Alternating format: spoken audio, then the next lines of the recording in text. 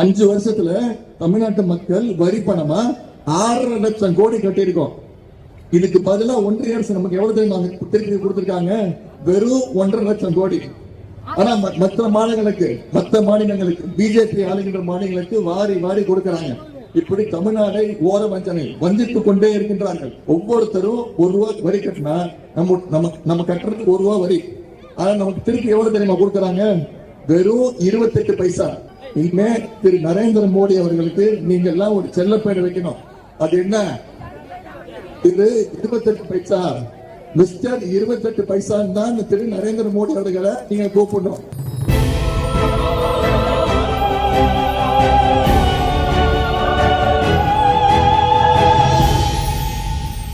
எல்லாம் நல்லா இருக்கீங்களா? நல்லா இருக்கீங்களா? நான் நல்லா இருக்கேன்னு கேட்க மாட்டீங்களா? நீங்க இருக்கும்போது எனக்கு என்ன கவலை? ஈடுபட்டு தொடர்ந்து பேசிட்டு வெற்றி போகும் இந்தியா கூட்டணி மதச்சார்பற்ற 30 கூட்டணி சார்பாக மதுரை தொகுதியில் போட்டியிடக்கூடிய மார்க்சிஸ்ட் கம்யூனிஸ்ட் கட்சியினுடைய வெற்றி வேட்பாளர் முத்தமிழ் டாக்டர் கலைஞருடைய பட்டாசு சொல்லுங்க. முத்தமிழர் கலைஞருடைய ஆசையை பெற்ற வேட்பாளர், நம்முடைய கழக தலைவருடைய அன்பையும் ஆதரவையும் பெற்ற வேட்பாளர், எல்லாத்த விட முக்கியம் உங்களுடைய ஆதரவை பெற்ற உங்கள் வெற்றி வேட்பாளர் திரு சு. வெங்கடேசன் அவர்களுக்கு அறிவால் சுத்திய நட்சத்திரம் சின்னத்திற்கு வாக்கு சேகரிக்கின்ற தேர்தல் பிரச்சார கூட்டத்திற்கு இது தேர்தல் பிரச்சார கூட்டம் மாதிரியா இருக்கு. இது ஏதோ வெற்றி விழா கூட்டம் மாதிரி இருக்கு. இந்த அளவுக்கு எழுச்சியோடு இங்கு நடைபெற்றுக் கொண்டிருக்கிறது. இந்த தேர்தல் பிரச்சார கூட்டத்தை இப்பொழுது சிறப்பாக ஏற்பாடு செய்து நடத்தி கொண்டிருக்கக்கூடிய மாண்புமிகு அமைச்சர் அண்ணன் திரு மூர்த்தி அவர்களே, அண்ணன் தளபதி அவர்களே, சட்டமன்ற உறுப்பினர் அண்ணன் திரு வெங்கடேசன் அவர்களே, மதுரை தெற்கு மாவட்ட கழக செயலாளர் அண்ணன் திரு சேலப்பட்டி மணிமாறன் அவர்களே, கழக தீர்மான குழு செயலாளர் அண்ணன் திரு பகீர் கணேசன் அவர்களே, கழக இளைஞரணி துணை செயலாளர் சகோதரர் திரு ஜோயல் அவர்களே, திரு ஜி.பி. ராஜா அவர்களே, திரு இன்பா ரகு அவர்களே, இலக்கிய அணியினுடைய துணை செயலாளர் அண்ணன் நேரு பாண்டியன் அவர்களே, அமைப்பு சாரா ஓட்டுநர் அணியினுடைய துணை செயலாளர் அண்ணன் திரு ஏ.கே. பூபதி அவர்களே, மதுரை கிழக்கு மற்றும் மேலூர் சட்டமன்ற தொகுதிகளுக்கு உட்பட்ட ஒன்றிய செயலாளர்கள் திரு சிறை செல்வம், திரு முகமது அப்துல் காதர் என்கிற ஹக்கீம், திரு ரகுபதி, மதிவானன், குமரன், பாலு, பிரபு, கிருஷ்ணமூர்த்தி, ராஜாராமன், பழனி, பகுதி கழக செயலாளர்கள் சசிகுமார், கௌரி சங்கர், மருது பாண்டியன், பாண்டியராஜன் உள்ளிட்ட பகுதி கழக செயலாளர்களே, நகர செயலாளர் திரு முகமது யாசின் அவர்களே, பேரூர் கழக செயலாளர் திரு கார்த்திகேயன் அவர்களே, மாவட்ட ஊராட்சி குழு தலைவர் சூரியகலா கலாநிதி அவர்களே, தலைவர் பூங்கோதை மலை வீரன் உள்ளிட்ட அண்ணன் பூங்கோதை மலை வீரன் உள்ளிட்ட அனைத்து உள்ளாட்சி அமைப்புகளுடைய பிரதிநிதிகளே, அண்ணன் திரு கரு தியாகராஜன் அவர்களே, இளைஞர் அணி உள்ளிட்ட அனைத்து அணிகளுடைய அமைப்பாளர்களே, துணை அமைப்பாளர்களே, உறுப்பினர்களே, நிர்வாகிகளே, இந்தியா கூட்டணியில் உள்ள தோழமை கட்சிகள், நம்முடைய தாய் கழகம் திராவிடர் கழகம், தமிழ்நாடு காங்கிரஸ் பேரியக்கம், மறுமலர்ச்சி திராவிட முன்னேற்ற கழகம், மார்க்சிஸ்ட் கம்யூனிஸ்ட் கட்சி, இந்திய கம்யூனிஸ்ட் கட்சி, இந்திய யூனியன் முஸ்லிம் லீக், விடுதலை சிறுத்தைகள் கட்சி, மக்கள் நீதி மையம், மனிதநேய மக்கள் கட்சி, கொங்கு நாடு மக்கள் தேசிய கட்சி, அகில இந்திய வல்லரசு ஃபார்வர்ட் பிளாக், தமிழக வாழ்வுரிமை கட்சி உள்ளிட்ட தோழமை கட்சியை சேர்ந்த அருமை சகோதரர்களே, சகோதரிகளே, திராவிட முன்னேற்ற கழகத்தை சேர்ந்த மூத்த முன்னோடிகளே, இங்கே பெருந்தெல்லாம் கூடியிருக்கக்கூடிய தாய்மார்களே, தந்தைகளே, அக்காக்களே, பாட்டுகளே, முத்தமிழர் கலைஞருடைய உயிரினும் மேலான அன்பு உடன்பிறப்புகளே, அத்தனை பேருக்கும் முதற்கண்ணினுடைய வணக்கத்தையும் பிரச்சாரத்தை மேற்கொண்டிருக்கிற உங்களுக்கு தெரியும். ஆனா நிச்சயம் நம்முடைய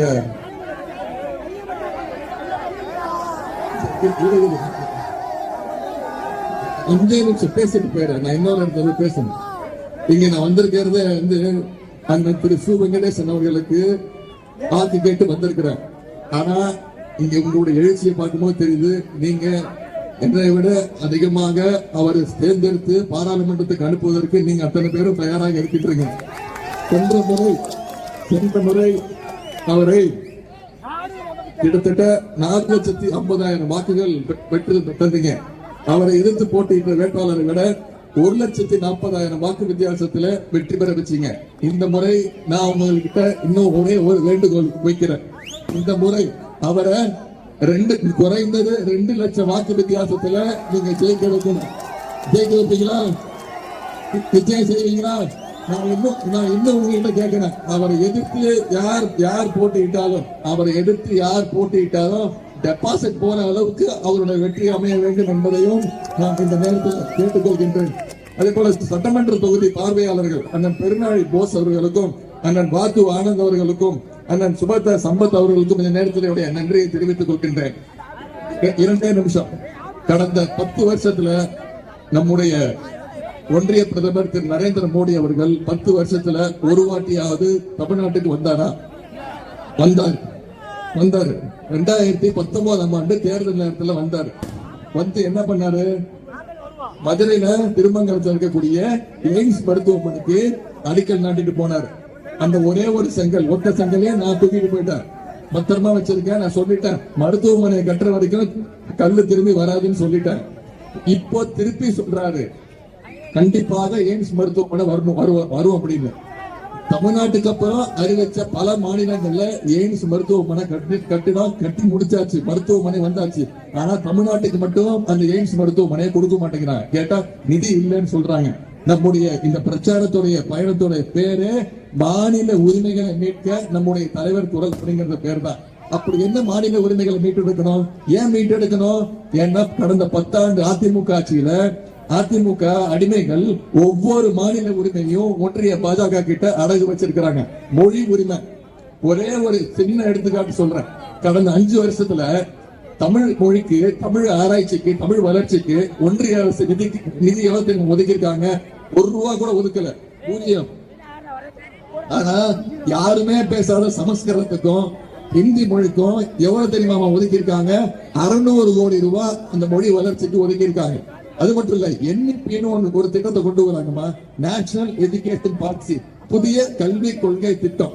தாய்மார்களை கவனிங்க, நம்முடைய வீட்டுல இப்ப பசங்க 10ஆம் வகுப்புக்கும் 12ஆம் வகுப்புக்கும் பொது தேர்வு எழுதுறாங்க, பப்ளிக் எக்ஸாம் எழுதுறாங்க. கரெக்டா? இப்போ இந்த NEP வந்துச்சுன்னா 8ஆம் வகுப்புக்கு பொது தேர்வு, 5ஆம் வகுப்புக்கு பொது தேர்வு. நம்ம வீட்டு குழந்தைங்க 5ஆம் வகுப்புல பப்ளிக் எக்ஸாம் எழுதணுமா? ஏன் இதை கொண்டு வராங்க? தமிழ்நாட்டு மாணவர்கள், தமிழ்நாட்டு குழந்தைங்க படிக்க கூடாது அப்படிங்கிற ஒரே எண்ணத்துலதான் இந்த திட்டத்தை எல்லாம் கொண்டு வராங்க. அதே போல நம்முடைய வரி நிதி உரிமை. நான் கேட்கிறேன், இப்ப 10 நாளா திரு மோடி அவர்கள் தொடர்ந்து வந்துட்டு இருக்காரு. நான் கேட்கிறேன், இப்போ டிசம்பர் மாசம் சென்னையில மிகப்பெரிய புயல் அடிச்சது உங்களுக்கு தெரியும், மிக்ஜாம் புயல். சென்னை, செங்கல்பட்டு, திருவள்ளூர், காஞ்சிபுரம், அதே மாதிரி இங்க தென்னகத்துல, தென் தமிழ்நாட்டுல திருநெல்வேலியில, தூத்துக்குடி, அத்தனை மாவட்டங்களும் தண்ணீர்ல மூழ்கிச்சு. யாரும் வீட்டுல போய் ஒழிஞ்சுக்கல. முதலமைச்சர் உட்பட அனைத்து அமைச்சர்கள், அனைத்து சட்டமன்ற உறுப்பினர்கள், அனைத்து மக்கள் பிரதிநிதிகள், நம்முடைய கழகத்தினர், அனைத்து நம்முடைய கூட்டணி கட்சியினர்லாம் களத்துல இறங்கி மக்களோட மக்களா நின்று மக்கள் பணி செஞ்சோம். திரு மோடி அவர்கள் வந்தாரமா? வந்து வெட்டி பார்த்தாரா? வெட்டி பார்க்கல. யார் அமிச்சாரு? ஒன்றிய நிதி அமைச்சர் திருமதி நிர்மலா சீதாராமன் அவர்கள் அமிச்சாங்க. அந்த அம்மா வந்து பார்த்துட்டு போய் நான் எல்லாம் பண்ணித்தரேன்னு சொல்லிட்டு போயிட்டாங்க.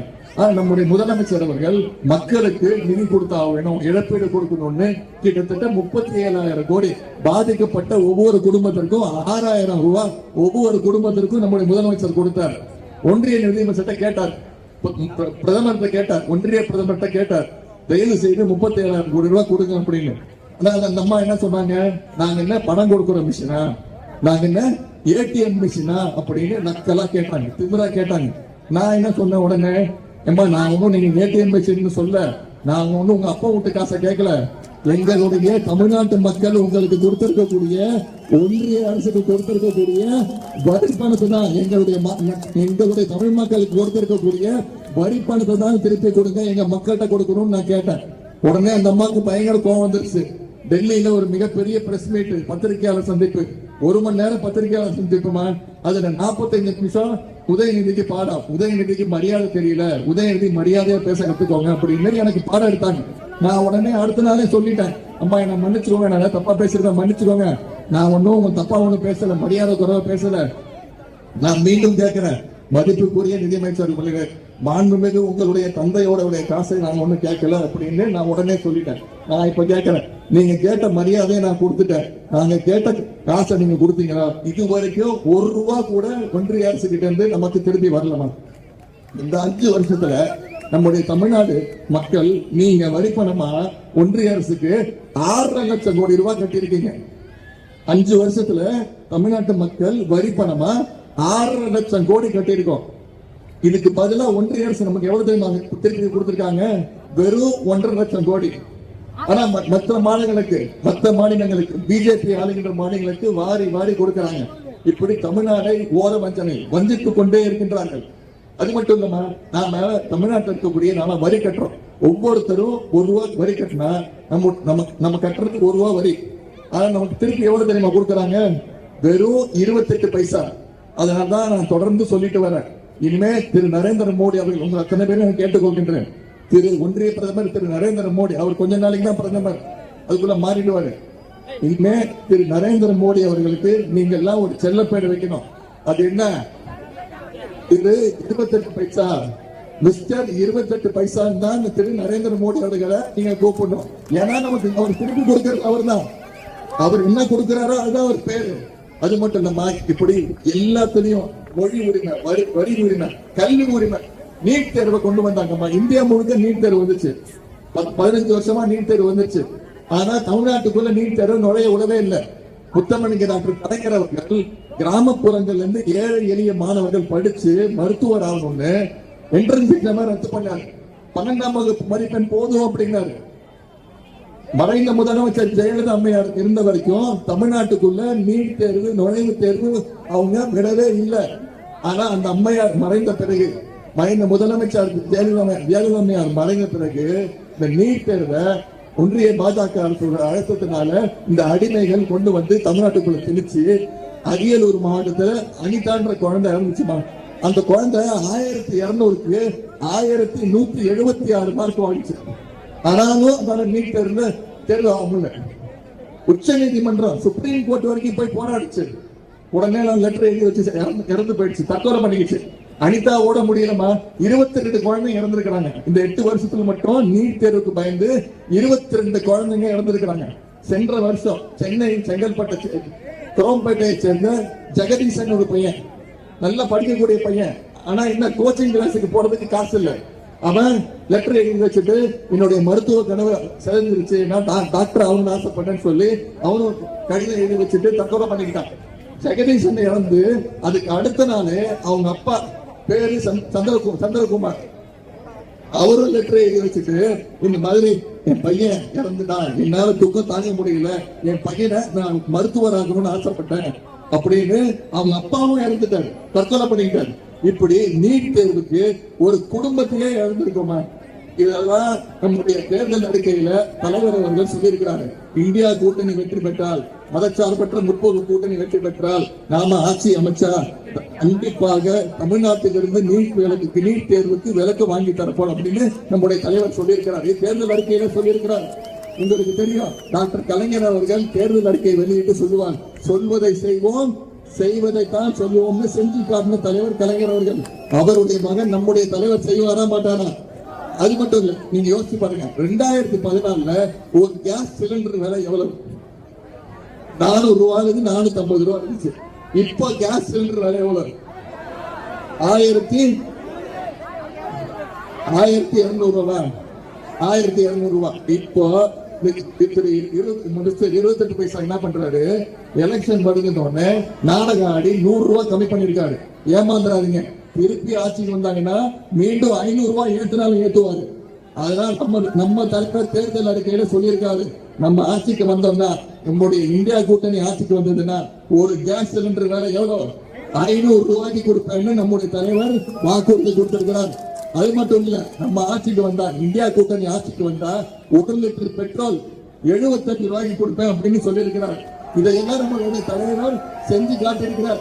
நம்ம ஆட்சிக்கு வந்து ஒரு திட்டத்தையும் செஞ்சு காட்டியிருக்கோம். உங்களுக்கு தெரியும் 2021 நம்ம ஆட்சிக்கு வந்தோம், தமிழ்நாட்டில் ஆட்சிக்கு வந்தோம். அப்ப எவ்வளவு பெரிய நிதி நெருக்கடின்னு உங்களுக்கு தெரியும். அப்ப கோவிட் பெருந்தொற்று, இரண்டாவது பெருந்தொற்று. மோடி என்னமா பண்ணாரு? ஒண்ணுமே பண்ணல. என்ன பண்ணாரு? ஒரு நாள் டிவியில வந்து எல்லாரும் வீட்டுல போய் அணிஞ்சுக்கோங்க, யாரும் வீட்டை விட்டு வெளில வராதீங்க சொன்னாரா இல்லையா? ஏதாவது பண்ணாரா? ஊசி போடுறதுக்காக முயற்சி எடுத்தாரா? என்ன பண்ணாரு? ஒரு நாள் வீட்டை விட்டு எல்லாம் வெளில வாங்க, எல்லாம் மெழுகு வச்சு தலைக்கு பிடிங்க, எல்லாம் தட்டு எடுத்துட்டு வாங்க, எல்லாம் ஒலி எழுப்புங்க, அதை பார்த்து கோவிட் ஓடி ஒழிஞ்சு போயிடும் சொன்னாரா இல்லையாமா? ஆனா இது மருத்துவ ரீதியா நம்முடைய முதலமைச்சர் அவர்கள் தான் முதல்ல ஊசி கோவிட் தடுப்பூசியை போட்டு, அது மட்டும் இல்ல, அந்த விழிப்புணர்வு ஏற்படுத்தி கோயம்புத்தூர்ல பிபிஇ கிட்ட போட்டுட்டு முதல்ல இந்தியாவிலே ஒரு முதலமைச்சர் கோவிட் வார்டுக்குள்ள போய் அந்த நோயாளிகள் நல்லா இருக்காங்களா, சுகமா இருக்காங்களா, அவங்களுக்கு சரியான மருத்துவம் பார்க்கப்படுதான்னு இந்தியாவிலே போய் பார்த்த முதல் தைரியமான முதலமைச்சர் தான் நம்முடைய தமிழக முதலமைச்சர் தான். இன்னும் சொல்ல போனா இந்தியாவுக்கே வழிகாட்டியாக கோவிட் ஊசி போட்டா மட்டும்தான் கோவிட்ல இருந்து தப்பிக்க முடியும், கொரோனால இருந்து தப்பிக்க முடியும். இந்தியாவுக்கே வழிகாட்டியாக இருந்தது நம்முடைய தமிழ்நாட்டு மக்கள் தான், நீங்க தான். அது மட்டும் இல்ல, நம்ம கடும் நிதி நெருக்கடியில வந்தோடனே தலைவர் முதல் கையெழுத்து 5 கையெழுத்து போட்டார். அதுல முதல் கையெழுத்து நம்ம தேர்தல் அறிக்கையில சொன்ன கையெழுத்து என்ன உங்களுக்கு தெரியும்? மகளிருக்கு தெரியும். மகளிருக்கு கட்டணமில்லா பேருந்து வசதி திட்டம். நான் 2 நாளா இந்த பக்கம் தான் ஊரா சுத்திட்டு இருக்கிறேன். போற இடம் எல்லாம் பாக்குறேன். அந்த பிங்க் பஸ் மகளிருக்கு கட்டணம் இல்லா பேருந்து. கரெக்டாமா? இப்ப மகளிர் எல்லாம் என்ன தெரியுமா சொல்றாங்க? பிங்க் பஸ் சொல்றது இல்ல, செல்லமா ஸ்டாலின் பஸ் கூப்பிடுறாங்க. அதாவது உங்க மகளிர் கிட்டதாமா கத்துக்கணும். ஒரு திட்டத்தை எவ்வளவு அழகா எவ்வளவு அதிகமா உபயோகப்படுத்தணுங்கிறது உங்க கிட்டதான் கத்துக்கணும். ஏன் தெரியுமா சொல்றேன்? இந்த 3 வருஷத்துல மட்டும் 456 கோடி பயணங்களை மேற்கொண்டிருக்கீங்க. நான் உங்களுக்கு கிண்டல் பண்ணல. நீங்க எவ்வளவு அதிகமா யூஸ் பண்றீங்களோ, எவ்வளவு அதிகமா உபயோகப்படுத்துறீங்களோ, அப்பதான் அந்த திட்டத்துடைய வெற்றி. அந்த வெற்றியை நீங்க தான் அந்த திட்டத்தை கொடுத்திருக்கிறீங்க. அது மட்டும் இல்ல, இன்னொரு திட்டம், இது தேர்தல் அறிக்கையில சொல்லாத திட்டம். நம்ம சீக்கிரம் வேலைக்கு காலையில சீக்கிரம் வேலைக்கு போற பெற்றோர்கள் குழந்தைக்கு சாப்பாடு கொடுக்க நேரம் இருக்காது. பையனை குழந்தைய பள்ளிக்கூடத்துக்கு அனுப்பிச்சிடுவாங்க. அனுப்பிச்சிட்டு வீட்டுல உட்காந்து இல்ல வேலைக்கு போயிட்டு யோசிச்சுட்டே இருப்பாங்க. ஐயோ பையன் வந்து காலையில பள்ளிக்கூடத்துக்கு போனானே, சாப்பிடாம போனானே, வெறும் வயிற்றுக்கு போனானே, சாப்பிட்டானா, படிச்சானா, தூங்கிட்டானா ஸ்கூலுக்கு போய். ஆனா இப்போ முதலமைச்சருடைய காலை உணவு திட்டம் ஒரு திட்டம். இதுல 1ஆம் வகுப்புல இருந்து 5ஆம் வகுப்பு வரை படிக்கக்கூடிய அனைத்து குழந்தைங்களுக்கும் காலையில பள்ளிக்கு போனா முதலமைச்சருடைய தரமான காலை உணவு திட்டம். தினம் 17 லட்சம் குழந்தைங்க இந்த திட்டத்தின் மூலம் பயன்பட்டு இருக்காங்க. இன்னைக்கு மாணவர்கள், பெற்றோர்கள் அனைவரும் வாழ்த்தி அனுப்புறாங்க. என் குழந்தைய பார்த்துக்கிறதுக்கு நம்முடைய முதலமைச்சர் இருக்கிறாரு, என் குழந்தைய பார்த்துக்கிறதுக்கு சாப்பாடு போடுறதுக்கு நம்முடைய திராவிட மாடல் அரசு இருக்கு, நம்முடைய பெற்றோர்கள் மாணவர்கள் வாழ்த்திக்கிறாங்க. இதற்கெல்லாம் முத்தாய்ப்பாக நம்முடைய தேர்தல் அறிக்கையில சொன்ன இன்னொரு திட்டம், அதுதான் கலைஞர் மகளிர் உரிமை தொகை திட்டம். 1,16,00,000 மகளிர் இந்த திட்டத்தை போல பயன்பட்டு இருக்கிறாங்க. செப்டம்பர் மாசத்திலிருந்து மாசம் 1000 ரூபாய் ஒவ்வொருத்தருடைய மகளிருடைய வங்கி கணக்கு போயிட்டு இருக்கு. வந்துட்டு இருக்கா இல்லையாமா? வந்துட்டு இருக்கா? சில பேருக்கு வரல. ஆனா நான் இப்ப சொல்றேன், தேர்தல் முடிஞ்சதுக்கு அப்புறம் கண்டிப்பா அதெல்லாம் சரி செய்யப்பட்டு அனைத்து தகுதியுள்ள அனைத்து மகளிருக்கும் கொடுக்க வேண்டியது என்னுடைய கடமை. அதை நான் செஞ்சு முடிப்பேன். இதையெல்லாம் மனசில் வச்சுக்கோங்க. அதே மாதிரி நம்முடைய அண்ணன் வெங்கடேசன் அவர்கள், இன்னும் சொல்ல போனா சென்ற 5 வருடங்கள்ல சிறப்பாக செயல்பட்ட ஒரு நாடாளுமன்ற உறுப்பினர்னா அண்ணன் திரு வெங்கடேசன் அவர்கள் தான். அதனாலதான் மீண்டும் தலைவர் அவர்கள், அதனால்தான் மீண்டும் நம்முடைய தலைவர் அவர்கள் அண்ணன் வெங்கடேசன் அவர்களுக்கு அந்த வாய்ப்பை கொடுத்திருக்கிறாங்க. எனவே அவரை நீங்கள் பயன்படுத்திக் கொள்ளுங்கள்.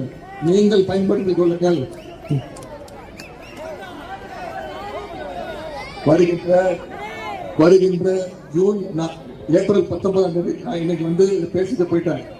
நீங்க எல்லாம் வந்திருக்கீங்க, நான் பேசிட்டேன், நான் பேசுறதெல்லாம் கேட்டிருக்கீங்க, செஞ்ச சாதனைகளை சொல்லியிருக்கிறேன், தேர்தல் வாக்குறுதிகளை நான் சொல்லியிருக்கிறேன், நீங்க எல்லாம் அதை மனசுல வாங்கியிருப்பீங்க. ஆனா நான் ஒண்ணு கேட்கறது, எனக்கு அடுத்து எனக்கு அடுத்து தலைவர் இன்னும் ஒரு வாரத்துல வருவார். கண்டிப்பா உங்களை எல்லாம் சந்திப்பார். கண்டிப்பா உங்களுடைய தன்னுடைய அரசு, நம்முடைய அரசுடைய சாதனைகள், தேர்தல் வாக்குறுதி எல்லாம் சொல்லுவார். ஆனா தலைவரும் அடுத்த தொகுதிக்கு போயிடுவார். ஆனா அடுத்து இந்த தொகுதியில இருந்து இந்த பிரச்சாரத்தை நீங்க ஒவ்வொருத்தரும் பொறுப்பெடுத்துக்க வேண்டும்.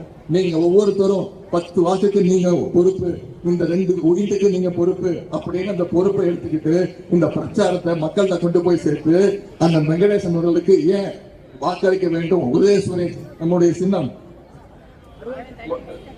சுத்திய அறிவால் நட்சத்திர சின்னத்துல ஏன் வாக்களிச்சு லட்சக்கணக்கான வாக்கு வித்தியாசத்துல அண்ணனை ஏன் ஜெயிக்க வைக்கணும்ன்ற அந்த பிரச்சாரத்தை நீங்க செய்வீங்களா? நம்பலாமா? வருகின்ற ஜூன் 4ஆம் தேதி தேர்தல் எண்ணிக்கை. வருகின்ற ஜூன் 4ஆம் தேதி வாக்கு தேர்தல் எண்ணிக்கை. ஜூன் 3ஆம் தேதி என்ன நாள்? யாரோட பிறந்த நாள்? டாக்டர் கலைஞருடைய பிறந்த நாள். எத்தனாவது பிறந்த நாள்? 100வது பிறந்த நாள் முடிச்சு 101வது பிறந்த நாள் ஆரம்பிக்கும் பொழுது 100 பிறந்த நாள் முடிச்சுட்டாரு. இந்த பிறந்த நாள் பரிசாக வருகின்ற நாடாளுமன்ற தேர்தலில் தமிழ்நாடு, புதுச்சேரி 40க்கு 40 ஜெயிச்சு தலைவருடைய காலடியில் வைக்கிறது தான் நாம கலைஞருக்கு செய்யக்கூடிய ஒரே பரிசு என்பதை தெரிவித்துக் கொண்டு உங்களை எல்லாரும் அன்போடு கேட்கிறேன், பண்போடு கேட்கிறேன், பாசத்தோடு கேட்கிறேன், உரிமையோடு கேட்கிறேன், உங்கள் வீட்டு பிள்ளையாக இருந்து கேட்கிறேன். இன்னும் பெருமையா சொல்லணும்னா கலைஞர் தலைவருடைய மகனாக இருந்தது கேட்கிறேன். இன்னும் பெருமையா பூரிப்பா சொல்லணும்னா முத்தமிழ் டாக்டர் கலைஞருடைய பேரனாக இருந்து கேட்கிறேன். வெங்கடேசன் அவர்களுக்கு வாக்களிச்சு மிகப்பெரிய வாக்கு வித்தியாசத்தில் பாராளுமன்றத்துக்கு உங்களுடைய கோட்டை அமமுக சேர்ந்த மாவட்ட பொருளாளர் திரு அப்பாஸ் அவர்களின் தலைமையில் அலங்காநல்லூர் ஒன்றிய துணை செயலாளர் திரு ரியாஸ் கான், திரு அப்சர், திரு திருப்பதி மற்றும் 60 நபர்களுடன் தங்களை நம்முடைய திராவிட முன்னேற்ற கழகத்தில் இணைத்துக் கொள்கின்றனர். அவர்களை அத்தனை பேரையும் வருக வருக வருக என்று வரவேற்கின்றேன்.